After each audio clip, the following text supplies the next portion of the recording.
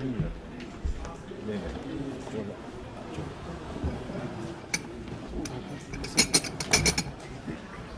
자, 이어서 대한민국의 청년 하면 빼놓을 수 없는 도전과 혁신의 아이콘 안철수 국민의당 전 대표님을 저희가 단상을 모시고 소중한 말씀 듣도록 하겠습니다. 단상으로 올라주시기 바랍니다.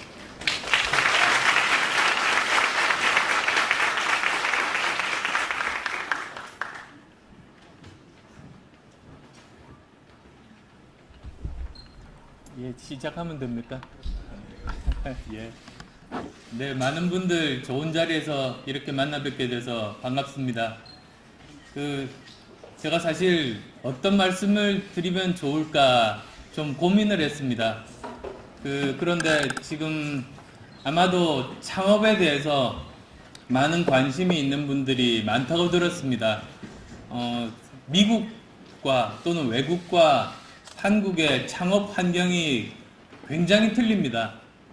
그래서 우선은 지금 우리나라의 이 창업 환경은 어떠한지, 그리고 또 이유는 무엇인지, 그리고 어떻게 하면 될지, 그 세 가지에 대해서 제가 말씀을 드리도록 하겠습니다. 그러면 아마도 국내 이런 창업 환경에 대해서 조금이나마 좀 이해를 넓히는 계기가 될 수 있지 않을까 싶습니다.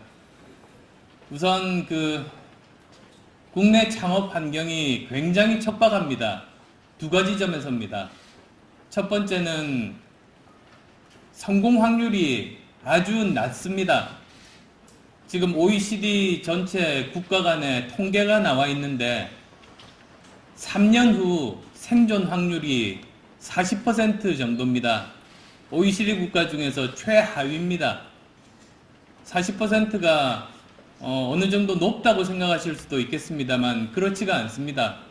3년 후에 겨우겨우 명맥을 이어가는 정도, 5년이나 또는 10년이 지나면 아예 망할 가능성이 많은 그런 기업들도 굉장히 많습니다.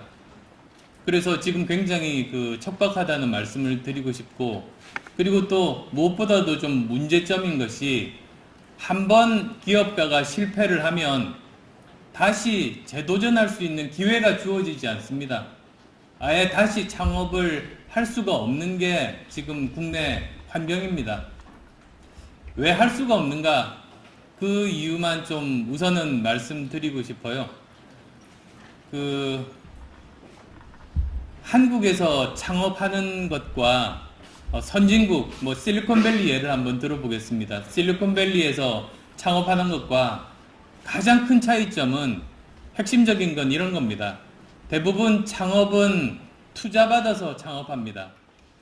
그런데 국내에서는 투자를 받아서 창업하기보다 빚을 내서 돈을 빌려서 창업하는 경우가 많습니다. 그게 굉장히 큰 차이인데요. 그렇게 되면 어떻게 되느냐? 우선은 이제 실리콘밸리 예를 한번 들어서 설명을 드리죠. 투자 받아서 창업을 합니다. 그래서 기업을 운영을 합니다. 그런데 회사가 점점 어려워집니다. 그러면 그 상황은 창업자이자 CEO가 제일 잘 압니다. 그때 주주들을 다 불러 모으는 거죠. 지금 도저히 가능성이 없습니다. 지금 그냥 회사를 정리하면 투자하신 돈의 일부라도 다시 돌려받을 수 있습니다. 그렇게 설득을 합니다. 그러면 주주들 입장에서는 거기에 동의를 합니다. 그리고 이제 주식회사라는 게 유한 책임입니다. 자기 투자한 만큼만 책임지는 거 아닙니까? 그래서 다 투자한 주주들 동의하에서 회사를 정리를 하게 됩니다. 그러면 거기 창업자도 자기가 투자한 만큼만 자기가 손해를 보는 겁니다. 책임을 지는 겁니다. 그래서 정말로 쓰라린 아픈 경험이지만 이제 정리한 다음에 다시 새로운 투자자들을 얻어서 새로운 사업에 나서게 됩니다. 그렇게 되면 그 전에 했던 실패를 다시 반복하지 않죠. 너무나 값진 어떤 쓰라린 경험을 했으니까. 그러면 두 번째 창업은 그만큼 성공 확률이 높아집니다. 그렇게 차곡차곡 이렇게 해나가는 겁니다. 그래서 두 번째 실패할 수도 있습니다. 그렇지만 다시 세 번째 도전하면서 결국은 끈질기게 도전하면서 성공을 이루어냅니다.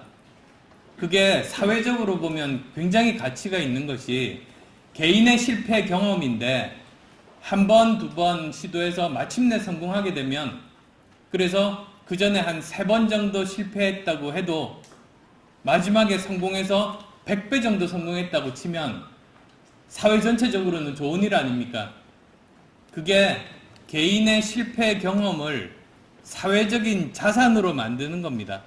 그게 이제 실리콘밸리가 사회 전체적으로, 국가 전체적으로 또는 세계에 부가가치를 창출할 수 있는 요인 중에 하나죠. 정리해서 말씀드리면 이제 선진국들은 투자를 통해서 기업을 창업을 하다 보니까 한 번 실패해도 재도전할 수 있고, 그것은 사회 전체적으로도 개인의 실패 경험을 사회 자산화하는 값진 일이다. 이제 그렇게 정리할 수 있습니다. 한국에서는 그런 일이 안 생깁니다. 왜 그러냐? 기본적으로 투자받기가 굉장히 힘듭니다. 그러면 어떻게 하는가? 정말로 아까운 아이디어인데 어떻게든 창업을 하고 싶습니다. 그러면 돈을 빌려서 하게 됩니다. 그리고 그걸 도와주는 기술신용보증기금 같은 것도 있습니다. 그래서 근데 그건 투자가 아니고 본질적으로 돈을 빌리는 겁니다. 돈을 빌려서 창업하면 어떤 일이 생기는가 한번 따져보죠. 경영하다가 힘들어집니다. 그러면 예전과 똑같이 실리콘밸리 경우와 똑같이 주주들을 다 모으는 겁니다. 지금 회사를 접어야겠습니다 라고 설득합니다. 그러면 이제 주주들은 그 설득에 동의해서 이제 회사를 해산하게 됩니다. 그러면 어떻게 되는가 하면 투자받은 돈이 아니고 돈을 빌리기 때문에 돈을 빌릴 때는 항상 담보 제공을 해야 됩니다. 보증을 서야 됩니다. 근데 부동산도 없고 다른 어떤 보증할 것이 없기 때문에 항상 돈을 빌리면 보증을 서는데 자산이 없다 보니까 개인 신용 보증을 섭니다. 그걸 이제 대표이사 연대 보증이라고 합니다. 대표이사 연대 보증을 한 경우는 회사를 정리하면 그 순간에 회사의 부채가, 회사의 빚이 100% 개인 빚으로 넘어오게 됩니다. 그러니까 실리콘밸리 같은 경우에는 회사를 정리하면 투자받은 돈이기 때문에 자기가 투자한 돈 이상으로 책임질 일이 없는데, 한국에서는 빚을 얻어서 회사를 설립을 하다 보니 회사가 망하면 그 순간에 그 빚이 100% 개인 빚이 되는 겁니다. 개인이 갚을 능력이 없으니 신용불량자가 되고 다시는 재도전할 기회가 없어지고 개인의 실패 경험이 사회적인 자산이 되지 않고 다 없어져 버린 겁니다. 소멸돼 버리는 겁니다. 그게 이제 한국의 현실입니다. 그래서 한번 재도전할 수 없는 이런 실패한 사람에게 재도전 기회를 주지 않는 건데요. 그럼 조금 더 한번 생각해 보죠. 왜 선진국에서는 투자를 받는데 한국에서는 투자를 못 받고 돈을 빌려서 할 수밖에 없는가?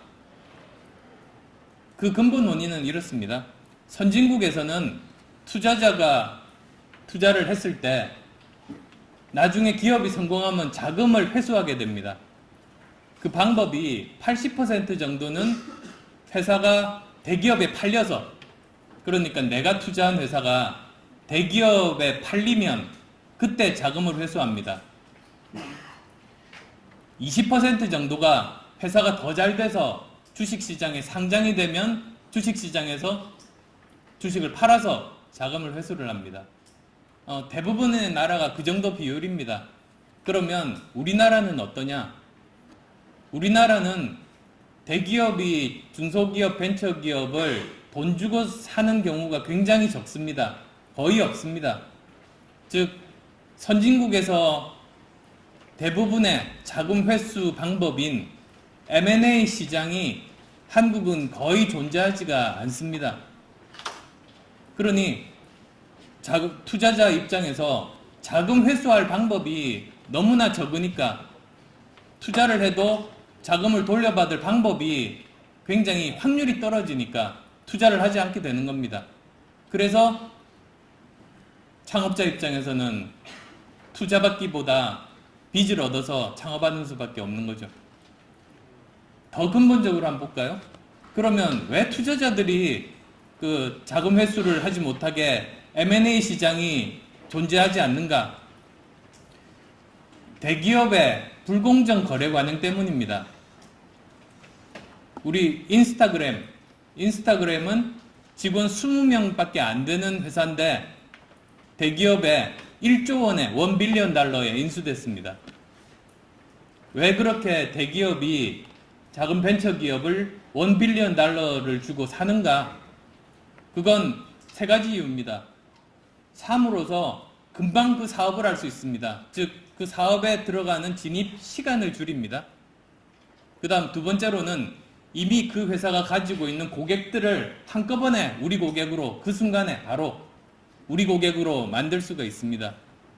그 다음 또 세 번째로는 제일 중요한 거기에 있는 개발진과 그 팀, 인재 스카웃 비용인 겁니다. 그걸 $1 빌리언라도 주고 사는 거죠. 우리나라는 어떠냐? 우리나라는 그렇지가 않습니다. 오히려 그 대기업들이 인력을 한 사람 한 사람 빼가기를 합니다. 그러니 거기에 20명의 직원이 있다고 할 때 한 사람 한 사람한테 접촉해서 너 월급 2배 내지 3배 줄 테니까 우리 회사로 오라고 설득합니다. 그렇게 한 사람 두 사람 그 기업에서 핵심 인재들이 대기업으로 취직을 하는 형태로 그 작은 기업이 무너지게 됩니다. 그런 방법 아니면 또 다른 방법은 독점 계약을 맺는 겁니다. 대기업이 작은 기업에게 독점 요구를 합니다. 그런데 한 번 독점이 되면 다른 기업과 거래가 불가능합니다. 그러면 훨씬 싼 값으로 그 일을 대기업은 시킬 수가 있는 겁니다. 그래서 정말 $1 빌리언에 이르는 그 인수합병 비용보다 독점 계약으로 하청을 주거나 또는 한 사람 한 사람 개개인들을 인력을 빼가는 비용이 훨씬 싸기 때문에 그런 일들이 벌어지고 있습니다. 거기에 대해서 정부가 제대로 감시를 하지 않다 보니까 이 불공정한 관행들이 계속 존속되면서 여러 가지 그 불합리한 일들이 벌어지고 있는 게 지금 우리 시장 구조입니다. 그걸 이제 그 선진국에서 있는 기업가들은 이해를 잘 못합니다. 제가 예전에 스탠포드에 있는 그 교수님하고도 여러 가지 이야기를 해봤습니다만 이런 시장 구조를 이해를 하지를 못합니다. 그게 그 거기서는 선진국에서는 그런 시장 구조가 존재하지 않기 때문에 상상을 잘 못하는 겁니다. 자, 그러면 지금 뭐 이러한 일들이 벌어지고 있습니다만 그러면 기업가들 입장에서 창업자들 입장에서 어떻게 해야 되는가 이제 그 고민이 될 겁니다. 그 이런 여러 가지 어려운 환경에도 불구하고 할 수 있고 해야 되는 일들은 분명히 존재합니다. 그리고 또 이런 그 불합리한 시장 구조들은 뭐 저뿐만 아니라 많은 사람들이 이제 문제를 제기하고 있기 때문에 결국은 해결이 될 수밖에 없고 저는 해결될 거라고 봅니다. 그렇지만 당장 뭐 짧은 2, 3년 내로 일어날 수 있는 일은 아닙니다. 서서히 개선이 될 겁니다. 어떻게 하는가? 저는 그 기업가들 분에게 조언 드리는 그런 그것이 4가지 정도가 있습니다. 제가 그 전에 카이스트 교수를 했습니다. 그리고 거기서는 이제 창업에 대해서 가르쳤습니다. 제가 가르친 과목이 그 앙트러프로너십과 그리고 비즈니스 플랜 라이팅이었습니다. 뭐 그런 것들을 통해서 한 학기에 학생들 가르치면 보통 서너 팀 정도가 창업을 했습니다. 그래서 많은 학생들이 자기 진로를 바꾸고 뭐 새로운 도전을 떠나가는 그런 것들을 계속 경험을 했었습니다. 벌써 한 7, 8년 전 일이기는 합니다만 그 학생들에게 제가 조언을 뭐 여러 가지로 했습니다. 한 학기 내지는 1년간 가르쳤던 과목이니까 뭐 얼마나 많은 조언들을 했겠습니까? 그런데 종합하면 제일 중요한 게 4가지 정도입니다. 그게 뭐 상식적인 겁니다. 우선 첫 번째, 좋은 팀을 만들어서 창업을 하라는 것. 그 다음에 두 번째, 창업자가 원하는 제품을 만들기보다 고객들이 원하는 제품을 만들라는 것. 그 다음 세 번째는 반드시 투자 받았을 때 창업을 하지 돈을 빌려서 창업하지는 말하는 것. 뭐 그 이유는 지금 설명드렸으니까 아실 겁니다. 그 다음에 네 번째는 실행을 할 때, 엑서큐션을 할 때 점진적으로 접근하라는 이 4가지입니다. 그 하나씩 순서대로 제가 설명을 드릴게요. 창업할 때 좋은 팀을 만들어서 창업하라, 상식적인 거 아닙니까? 근데 그게 굉장히 어렵습니다. 좋은 팀이란 뭐냐? 우선 첫 번째, 팀입니다. 2명에서 4명의 핵심적인 공동 창업자가 함께 해야 됩니다. 혼자서 창업하면 실패 확률 굉장히 높습니다. 실제로 그 연구 결과에도 나와 있습니다. 혼자서 창업하는 것보다 2명 이상 공동 창업자가 하는 경우에 성공 확률이 높아집니다. 아니 그러면 빌 게이츠, 스티브 잡스 이런 사람들은 혼자 하지 않았냐? 오해입니다. 아닙니다. 애플사는 공동 창업의 결과입니다. 스티브 잡스라는 마케팅의 귀재와 스티브 우즈니악이라는 그 시대가 낳은 정말 훌륭한 엔지니어가 공동으로 만든 게 애플입니다. 마이크로소프트도 마찬가지입니다. 그 기술자인 빌 게이츠와 그 얼마 전에 이제 CEO를 그만뒀던 바로 직전 CEO입니다. 그 친구, 그 두 사람의 합작품입니다. 항상 보면 2명 이상이 할 때 성공합니다. 자, 그 다음에 그러면 그냥 사람 숫자만 2명에서 4명이면 좋으냐? 아, 그런데 왜 또 4명인지 아십니까? 처음 창업을 할 때는 만장일치가 되는 게 좋습니다. 서로 이견이 있다 보면 완전히 힘을 발휘를 못합니다. 그래서 핵심적인 사람들은 완전히 의기투합하고 100% 만장일치 의사결정일 때 이 기업이 힘을 가집니다. 그런데 5명 이상이 되면 만장일치가 되기가 굉장히 힘듭니다. 이건 저기 소셜 사이언스에서도 나와 있습니다. 그래서도 이제 만장일치를 하기 위해서는 그 4명 정도가 맥시멈이다. 이런 겁니다. 사람 숫자만 중요한가? 그렇지가 않습니다. 또 있습니다. 전공 분야가 달라야 됩니다. 그건 상식적으로 아실 수 있죠. 한 4명 정도라면 한 사람은 기술, 또 한 사람은 그 마케팅, 한 사람은 세일즈, 또 한 사람은 매니지먼트. 이 정도가 되면 뭐 드림팀 꾸릴 수 있습니다. 서로가 부족한 전공 분야를 보완할 수 있기 때문이죠.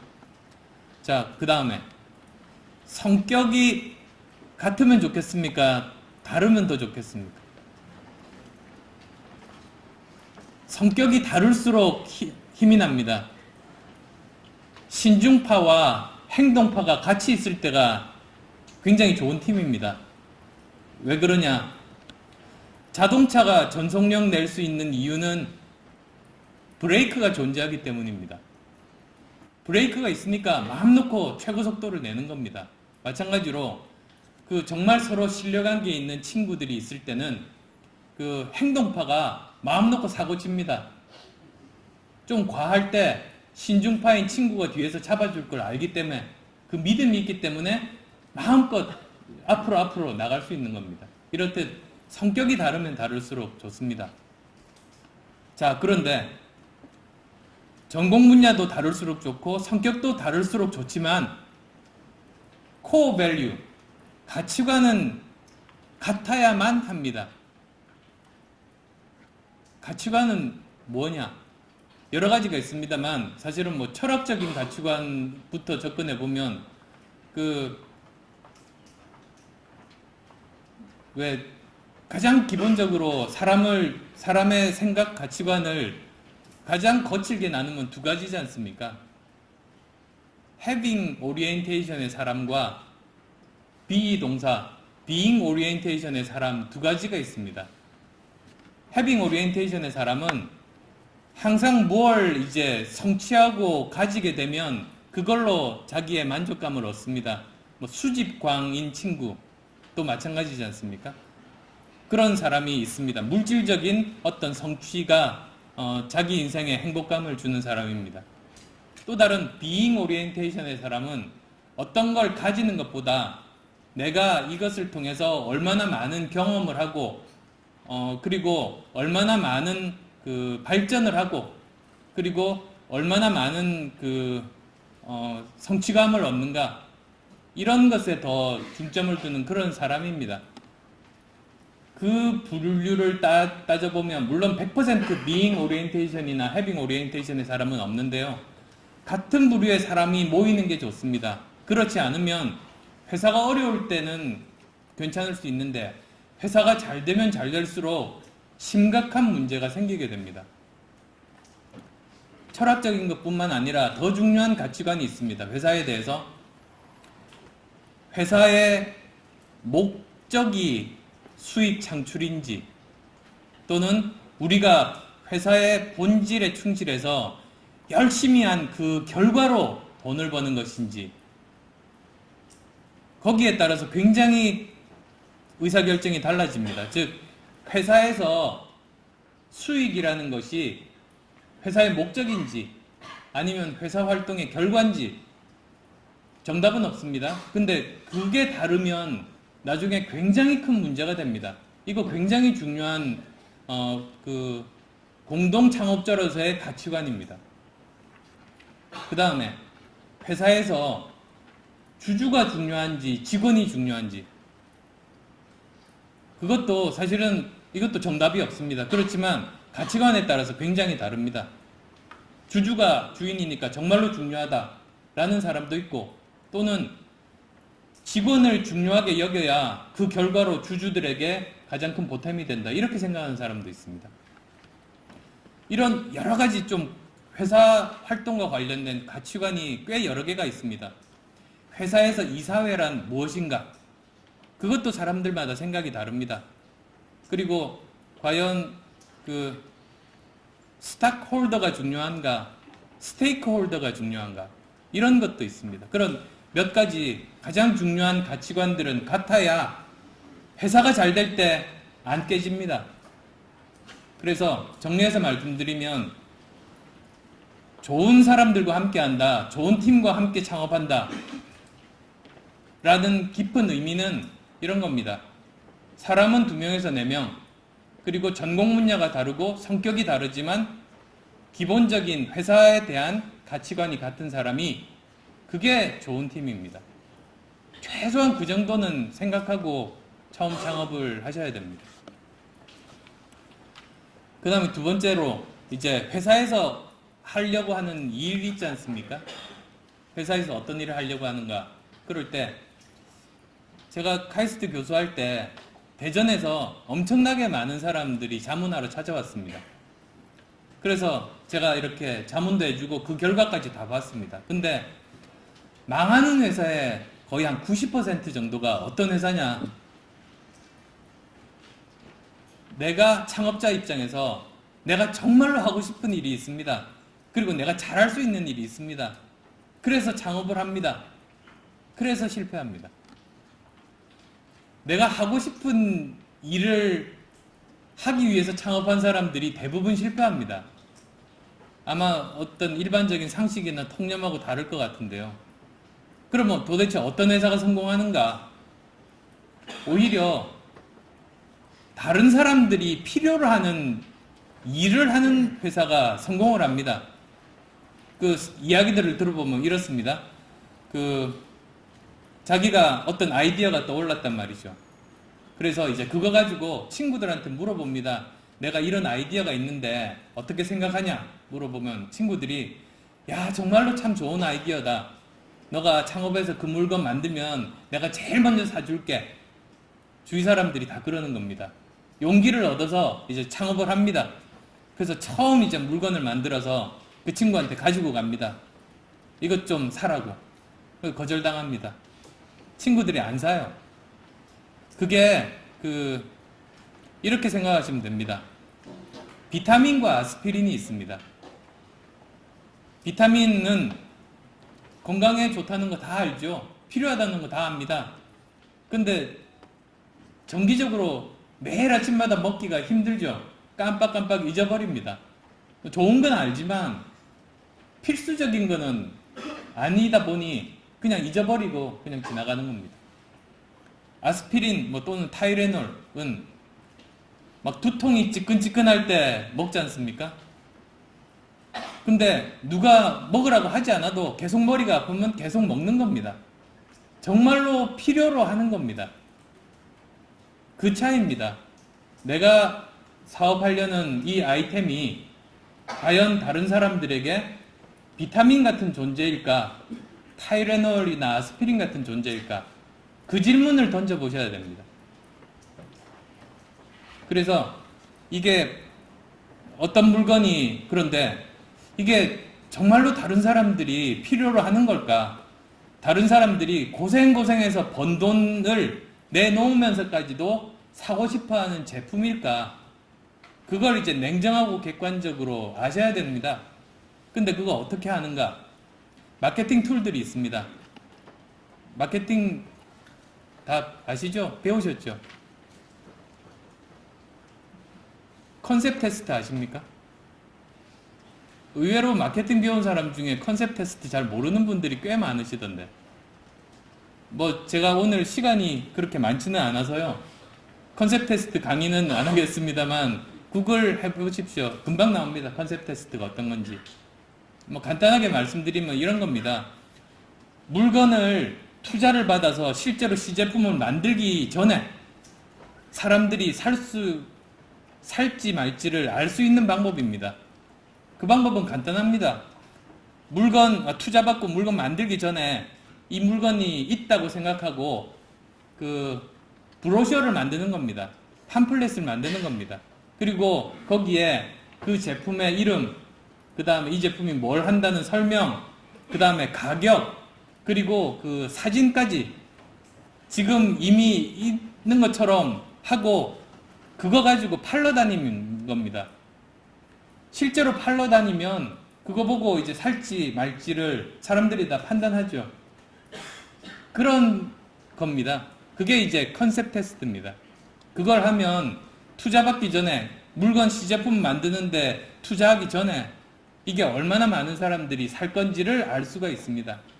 최소한 그런 것들은 몇 번 거치면서 다듬어 가지고 실제로 다른 사람들이 살 수 있는 그런 제품들을 만들 수가 있습니다. 여러 가지 창업자들을 도와주는 마케팅 툴들이 굉장히 많습니다. 컨조인트 어널리시스 아세요? 이게 마치 제가 정치인 강의가 아니고 다른 창업 강의처럼 되는 것 같아서 거기까지는 안 나가겠습니다만 여러 가지 좋은 방법들이 많습니다. 투자받기 전에 내 사업이 얼마나 성공 가능성이 있는지를 알 수 있는, 검증할 수 있는 게 굉장히 많다는 거 말씀드리고 싶습니다. 그 다음에 세 번째는 설명할 필요 없겠죠. 왜 투자를 받을 때만 사업을 시작해야 되고 빚을 얻어서 하지 말라는지는 이제 아실 겁니다. 그리고 사실은 투자 받는 게 어떤 의미가 있느냐면 내 아이디어를 사업화하는 데 필요한 자금을 받는다. 그 이상의 의미가 있는 겁니다. 내 아이디어를 내 친구나 친척이 아니고 나와 전혀 상관없는 제3자가 그 피땀 흘려서 모은 돈을 투자할 만큼 확신을 줄 만큼 그 사업의 성공 가능성이 높다는 뜻입니다. 투자를 받을 정도가 되면 그 사업의 성공 가능성이 높은 겁니다. 아무리 설명을 해도 투자할 사람이 없어서 너무 답답해서 돈을 빌린다? 그거 위험한 이유는 설득을 못 시키면, 투자자도 설득 못 시키면 물건 만든 다음에 팔 확률은 더 떨어집니다. 그걸 설득을 시키는 과정을 통과할 정도가 돼야 사업 성공 가능성이 조금이라도 높습니다. 제 경험 말씀드리면 제가 옛날에 이제 안랩 안철수 연구소 이제 창업을 할 텐데 투자 받느라고 정말로 고생했습니다. 1년을 돌아다녀가지고 겨우 1억 받은 적도 있습니다. 요즘 같으면 그 정도 돈 투자 받는 건 쉽다는데 제가 했을 때 그 환경은 그렇지가 않았습니다. 엄청나게 어려웠습니다. 근데 제가 그 과정을 통해서 배운 게 있습니다. 뭘 배웠냐면 처음에 내가 사업 계획서를 써가지고 투자자한테 설명했을 때 거절당했습니다. 근데 또 고맙게도 대부분의 투자자들은 자기가 거절한 이유를 알려줍니다. 뭐가 부족하다, 뭐 때문에 내가 아직 컨빈싱 하지 않다 라고 이야기를 해줍니다. 그러면 가슴은 쓰라리지만 그 조언을 가지고 사업 계획서를 고칩니다. 그 다음에 어느 정도 자신이 생겨서 두 번째 투자자한테 가는데 또 거절당합니다. 거기서 얻은 그 또 교훈을 가지고 또 고칩니다. 그 과정을 통해서 계속 거절당하기만 하는 게 아니라 계속 사업 계획서가 정교하게 다듬어지고 성공 확률이 점점 높아집니다. 그래서 똑같은 사업 계획서 가지고 여러 군데 돌아다니면서 똑같이 거절당하는 것만큼 낭비는 없습니다. 오히려 순차적으로 거절당하면 사업 계획서 개선하고 거절당하면 또 개선하고 그 과정이 필수적인 과정이라고 생각하시면 좋습니다. 실망하지 마시고 이게 사업의 성공 확률을 높인다고 생각하시면 그 투자자들은 거절한 투자자들은 무료로 컨설팅 해주는 사람들입니다. 그렇게 생각하시면 그 과정이 고통스럽지는 않을 겁니다. 물론 뭐 저 같은 경우도 굉장히 고통스러웠긴 합니다만 그래도 그걸 이제 교훈으로 삼을 수가 있습니다. 그 다음 마지막으로 이제 네 번째로 엑서큐션입니다. 이제 돈도 받았습니다. 이제 사업을 시작할 때가 됩니다. 그런데 그때 또 빠질 수 있는 함정이 있습니다. 영어 표현은 아닙니다만 콩글리시 같은 표현으로 그때 사업가들이 올인합니다. 또는 더 좀 속된 표현으로 몰빵하는 경향이 있습니다. 어떤 사업을 할 때 이 프로토타입 만드는데 10억 정도가 필요하고 10명의 개발 인력이 필요하다고 할 때 10억을 받았단 말이에요. 너무 기쁜 나머지 그냥 몽땅 집어넣습니다. 그래서 한 방에 날아갑니다. 실패하면 한 방에 그냥 끝나는 겁니다. 그래서 그때 조심해야 됩니다. 그럼 도대체 어떻게 해야 되는가? 하나의 프로토타입을 만들려면 거기에 여러 단계가 있습니다. 예를 들면 10단계 정도가 있다고 하죠. 그러면 정교하게 그 단계를 계획을 세웁니다. 그리고 단계별로 마일스톤들이 있습니다. 목표들이 있고 그 첫 번째 단계가 성공했는지 실패했는지 검증하는 기준들이 다 있게 됩니다. 그래서 그 각 단계별로 기준과 마일스톤들을 이렇게 만드는 거죠. 그러고 나서 시작합니다. 자, 첫 번째 단계 필요한 건 한 사람의 연구 인력과 1억의 자금입니다. 그렇게 투입을 합니다. 1단계가 성공합니다. 그러면 이제 2단계로 진입하는 거죠. 2단계에서 또 추가로 1억을 투자하고 한 사람을 더 뽑습니다. 근데 이게 실패합니다. 실패했을 때 그래도 괜찮습니다. 왜냐하면 아직도 자금 여력이 7억이 더 있습니다. 그러면 내가 지금 했던 방법이 틀리니까 다른 방법을 이제 쓸 수가 있는 겁니다. 그렇게 단계별로 엑서큐션을 하면 실패 확률 굉장히 많이 줄일 수가 있습니다. 근데 이 간단한 걸 잘 못합니다. 실제로 현장에서 보니까. 그래서 너무 답답해서 그 다음부터 꼭 제가 저한테 예전에 조언 들으러 오는 분들한테 사업하실 때 꼭 이렇게 하시라고 그렇게 조언들도 드렸습니다. 그래서 어쨌든 지금 길지 않은 35분 정도를 제가 저도 이제 여러분들과 같은 창업자 출신이고 그리고 창업에 대해서 워튼스쿨에서 앙트러프러너십 메이저도 했고 그걸 바탕으로 해서 카이스트에서도 경영학 교수 그 다음에 서울대에서도 융합과학기술대학원 원장하면서 학생들을 가르치고 또 기업가들과 상담을 해준 굉장히 많은 경험들이 있어서 조금이나마 도움이 될 수 있지 않을까 싶어서 그 정치인 입장이 아니라 그 여기 계신 분들의 일종의 창업 선배로서 조금이나마 도움을 드리려고 이 자리에 오게 됐습니다. 예, 감사드립니다. 고맙습니다.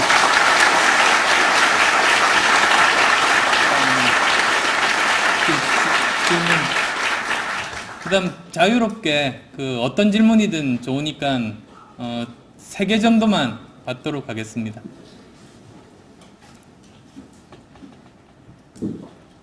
예, 말씀하십시오. 요즘 전 세계에 크라우드펀딩이라는 컨셉이 있는데요. 아직까지는 한국에서 굉장히 많이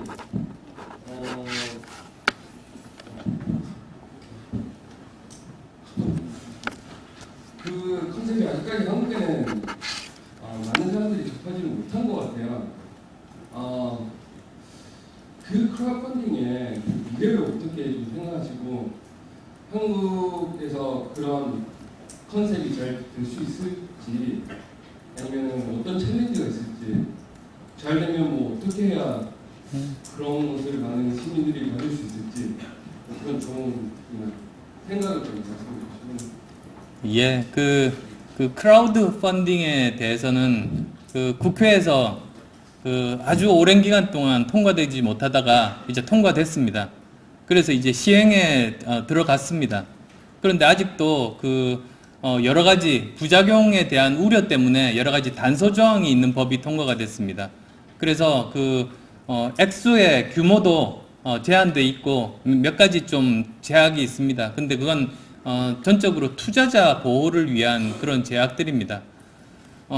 그런데 아시다시피 뭐 일반적으로 전 세계적으로도 보면 크라우드 펀딩의 그 장점도 있고 단점도 있지 않습니까? 뭐 장점이라고 하면 정말 정말로 필요한 소규모 자금을 굉장히 빠른 시간 내에 이제 받을 수도 있죠.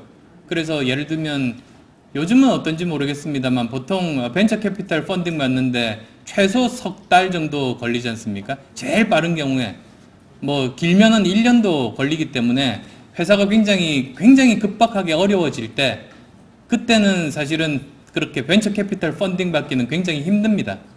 그래서 이제 층층이 나눠 가지고 자금 규모별로 보자면 뭐 제일 그 초기에는 부모님이나 형제나 친척, 친구로부터 받는 그런 펀딩이 있을 테고, 그 다음에 이제 일반 대중을 상대로 보다 보면 크라우드 펀딩이 있을 테고, 그리고 엔젤 투자자, 벤처 캐피탈, 그 다음에 인베스트먼트 뱅크 정도 수준, 이렇게 나눌 수가 있겠는데요. 그 위쪽으로 올라갈수록 굉장히 시간도 많이 걸린 것에 비해서 굉장히 큰 규모의 자금을 유치할 수가 있는 장점이 있고, 좀 더 프로페셔널 헬프를 받을 수 있는, 체계적인 헬프를 받을 수 있는 장점이 있는 거죠. 그리고 위로 올라갈수록 단순히 돈만 주는 것이 아니라 아예 서플라이어나 또는 커스터머들과 직접 이렇게 연결까지도 다 시켜줘서 사업적으로도 굉장히 도움이 되는 파트너가 될 수 있습니다. 대신에 또 아래쪽으로 내려가면 특히 크라우드 펀딩 같은 경우는 그런 프로페셔널 헬프나 또는 컨택 제공이나 이런 것들은 바랄 수가 없는 겁니다. 순전히 그 돈을 받은 창업자에게만 이제 달려있는 셈인 겁니다. 규모도 작고요. 아마 그런 차이들은 있는 건 아실 겁니다. 예, 그럼 저 뒤쪽에 여자분.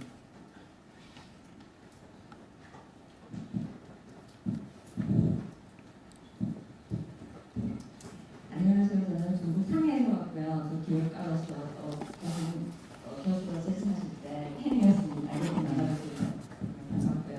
그리고 제가 할 질문은 저는 식품을 대학교 때부터 전공을 했고 지금도 식품업계에서 일하고 있는데 무작정 창업이 하고 싶어서 그 온라인 금융 교육으로 저희 universi 같이 투자를 받으려고 하다가 실패를 해서 1년 동안 도전해서 실패를 해서 역시 제가 잘하는 식품 쪽으로 가고 싶은데 아직 마땅히 어느 쪽으로 해야 될지 잘 모르겠는데 지금 열심히 회사원으로 일도 준비를 하고 있는데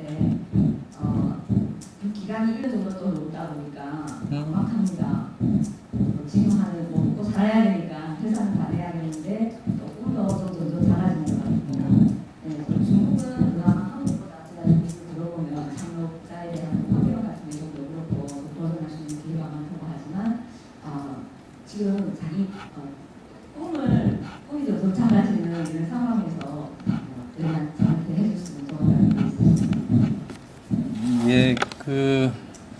어쩌면 오늘 이 자리가 또 좋은 기회가 될 수도 있을 것 같습니다.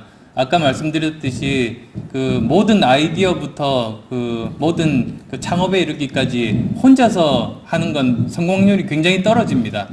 그래서 오히려 정말 이런 자리들을 통해서 함께 그 어떤 다른 사람의 아이디어라도 그 아이디어 나도 동의가 되고 내가 거기에 기여할 수 있는 부분이 반드시 있겠다. 그리고 서로 이제 그 사람 간의 케미스트리가 굉장히 또 중요합니다. 그런데 참 서로 편하게 처음 보는 사람이지만 왠지 모르게 이제 신뢰가 가고 그런 좋은 파트너를 또 만날 수도 있습니다.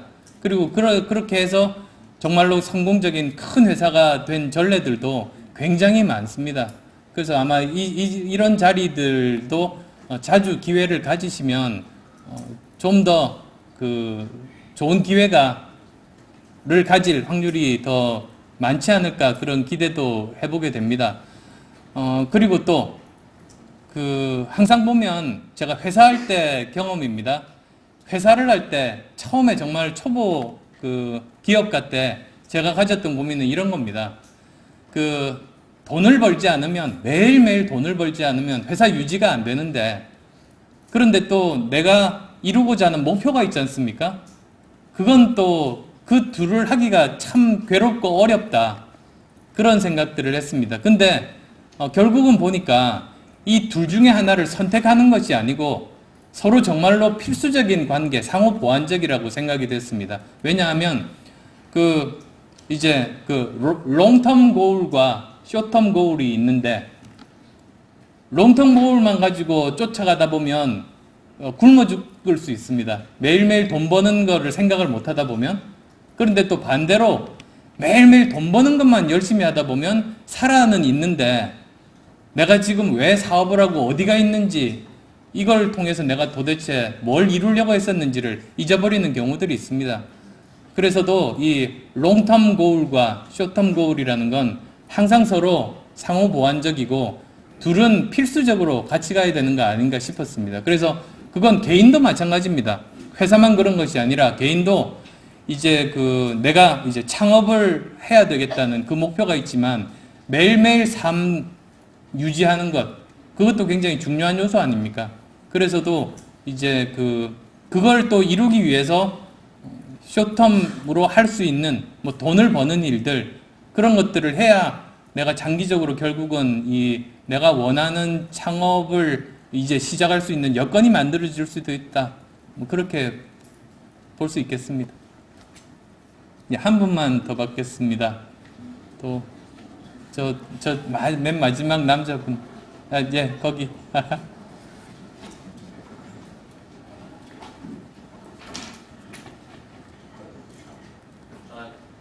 많이 잘 듣고 있고요.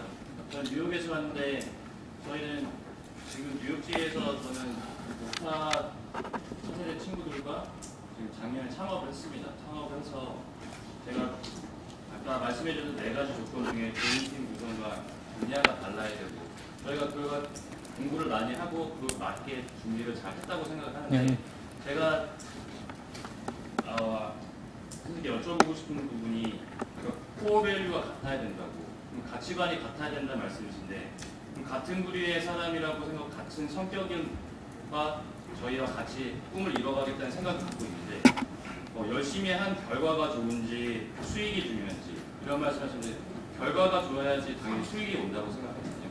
그리고 젊은 창업자들이 여기 있는 사람이 어떤 생각을 갖고 있는지 모르지만 수익이 없는 결과물은 좀 어렵다고 저는 아직 생각하고 있습니다. 그리고 주주가 중요한지 직원이 중요한지라고 얘기했는데 어떤 게 중요한 것이 가장 좋은 가치관인지 잘 모르겠어요. 그래서 안철수 의원께서 생각하셨을 때는 창업을 하셨던 입장에서 전에는 어떤 가치관을 가지시고 준비를 하셨었고 어떻게 달라졌는데 지금은 이렇게 하는 걸 방향을 잡아주는 게 맞다고 생각하시는데 그런 조언을 듣고 싶습니다. 아시겠습니다만 가치관은 사람마다 다릅니다. 그 다음에 중요한 포인트는 한 사람의 가치관이 다른 사람의 가치관보다 우위에 있지 않습니다. 절대로. 그래서 뭐 기업에서 그러니까 기업에서 수익이 활동의 결과인지 아니면 수익 자체가 목적인지 생각이 다를 수가 있는데 그 둘 중에 하나가 더 낫거나 정답은 아닙니다. 그래서 제가 드리고 싶은 말씀은 같은 생각을 가진 사람들이 모여 있는 게 중요하다는 겁니다. 둘 중에서 어떤 생각이 정답이고 더 경쟁력을 가져다 준다 이런 말씀은 전혀 아니었습니다. 그래서 아까 뭐 가장 기본적으로 having orientation과 being orientation의 사람이 있다고 했는데 둘 중에 어떤 사람이 더 낫다고 말할 수가 없습니다. 둘 다 가치 있는 가치관입니다. 단지 정말로 사업을 할 때 사업은 거의 목숨을 걸어야 되는 겁니다. 자기 운명을 섞어야 되는 게 사업이거든요. 그런 상황에 있어서는 이 운명 공동체들끼리는 그런 가치관은 같아야 된다. 어떤 가치관이든 상관없다. 같은 게 중요하다. 그 말씀을 드렸습니다.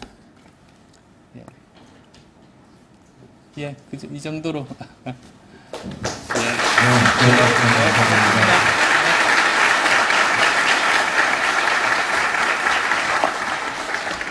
저희들도 이제 시대에 대한 두려움을 좀 버리고 끈기 있게 도전의 생각으로 묵상하도록 하겠습니다.